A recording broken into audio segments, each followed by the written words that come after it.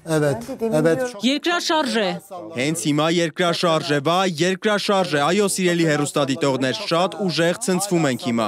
Խեղճ երեխաներ, ես հիմա նրանց եմ գրում։ Ուժգին երկրաշարժ Թուրքիայում 48 ժամվա ընթացքում երկիրը ցնցվել է երկրորդ անգամ։ 6.1 մագնիտուդով երկրաշարժի էպիկենտրոնը Բալեքեսիր նահանգն է։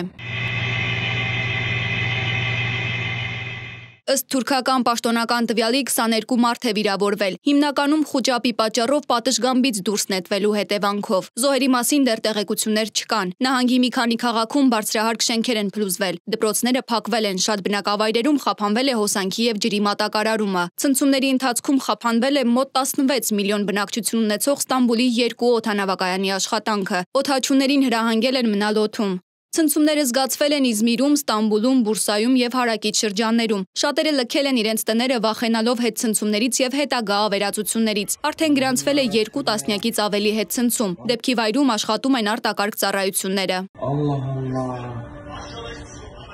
Նախագահ Թայիփ Էրդողանը փորձել է հանգստացնել խուճապի մատնվածներին, հայտարարել է, որ ուժեղ երկրաշարժից հետո իրավիճակը իրենց վերահսկողության տակ է։ Մերի Դանիելյան, Free Open Media։